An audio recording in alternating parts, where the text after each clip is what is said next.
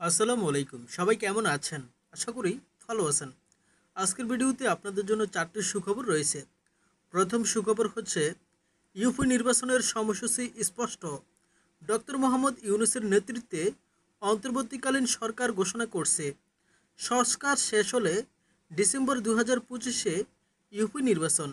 সংস্কার আরও সময় লাগলে জুন 2026-এ ইউপি নির্বাচন। এটি ভোটারদের মধ্যে একটি নিরাপত্তাবোধ সৃষ্টি করছে যে নির্বাচন হবেই। দ্বিতীয় সুখবর হচ্ছে মেম্বারদের ভোটে চেয়ারম্যান নির্বাচন ও নারী প্রতিনিধিত্ব। চেয়ারম্যান সরাসরি ভোটে নয়, মেম্বারদের ভোটে নির্বাচিত হবেন। এটি একটি সংসদীয় মডেল। প্রতিটি ওয়ার্ডে 2জন মেম্বার, যার মধ্যে একজন নারী বাধ্যতামূলক। নারীর 50% প্রতিনিধিত্ব নিশ্চিত হবে। স্থানীয় সরকারের দলীয় প্রভাব কমবে এবং নারীর নেতৃত্বে উৎসাহ আসবে। তৃতীয় সুখবর, শিক্ষাগত যোগ্যতা বাধ্যতামূলক। মেয়র ও চেয়ারম্যান হতে হলে ন্যূনতম বিএ পাস হতে হবে।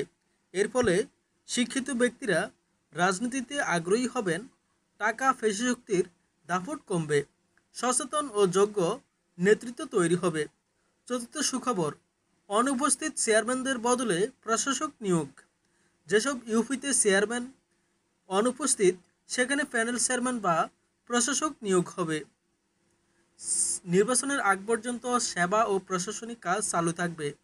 জাতীয় নির্বাচনের মতো স্থানীয় নির্বাচনেও সংসদীয় ধাঁচে নির্বাচন হবে। চেয়ারম্যান হবেন মেম্বারদের ভোটে। সারসংক্ষেপ, এই 4টি সিদ্ধান্ত বাংলাদেশ স্থানীয় সরকারকে প্রতিনিধিত্বমূলক, শিক্ষিত, নারী সমন্বিত এবং দলীয় প্রভাবহীন করতে বড় ভূমিকা রাখতে পারে।